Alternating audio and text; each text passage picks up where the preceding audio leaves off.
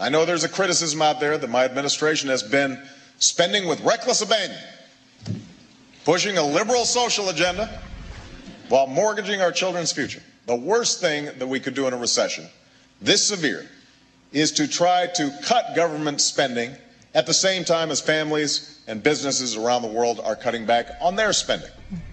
President Obama spoke to his critics directly earlier today, saying the last thing the government should be doing during a recession is cutting back on spending. And one of the critics of the president has been Republican Congressman Ron Paul. He joins us now live on the phone from Jackson, Texas. Thank you so much for joining us, sir. Thank you. Good to be with you. Let me get your thoughts on what you heard today from the president, saying that they've got a plan. They've seen some success, but not out of the woods yet. Boy, that's for sure. I think that we haven't even come close to having a policy that might get us out of the woods, because we're doing exactly what got us into the problem. We're spending more, regulating more, having new programs, printing more money, and they're trying to reinflate the bubble. And it's the bubble that was the problem in the first place. And he assured us today that he is never going to let this happen again, never have another bubble. And everything he said today, he was pushing, inflating the financial bubble. He even talked about how fractional reserve banking contributes to the bubble. So I don't think people can be very hopeful that this is going to solve our problem. Well, let me look at some of the spending. You got the president just yesterday announcing the 2000 transportation project, he says funded by the stimulus. He also talked about government sector layoffs that were canceled as a result. Some of the police departments been able to keep on officers. And just yesterday it was Goldman Sachs who reported a surprising profit, saying that because of the help that they've received, they might be able to pay back the TARP funds they got from the government.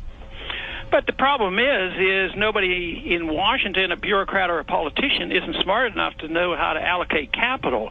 So if you take that and you see a so-called benefit, you don't know where that money might have gone elsewhere. It might have gone into something productive. So nobody knows whether building a highway is the most productive thing to do. Maybe it is to save the money and build a plant, and maybe it's to build a steel plant or something. So since no one knows, why not try? Why not try capitalism is what I'm saying. Why not try freedom and let the market work? We haven't allowed it to work for so many decades, but they're falling into the same trap of the 30s. They're blaming capitalism and free market choices for this problem, and that's why we can't expect it to work, because he claims that the worst thing they did in the Depression and all these other times was that we didn't spend enough money, and that's what prolonged the Depression. But wasn't it spending for the war that ended it? Pardon me? But wasn't it spending for the war that helped this country during the Depression? No, that's not true.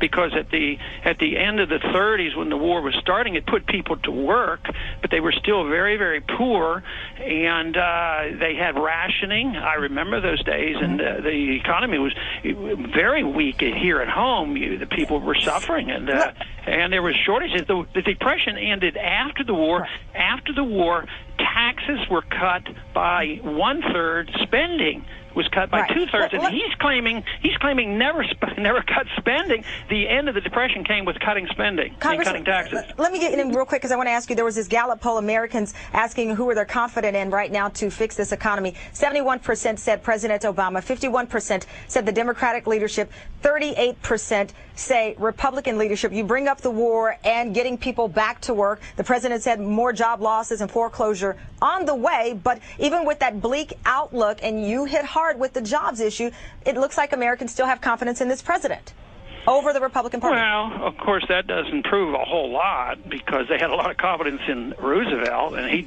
he prolonged the Depression. So I don't think that's very much of an argument at all. So the only thing that changes things, and not personalities, it has to be economic policies and the ideas of freedom and free choices and sound money and the Federal Reserve. If we don't talk about that, you can't solve the problems. You just can't keep inflating economy through the creation of new money and credit. That's how we got into the mess. That's how the bubble was created. It finally collapsed.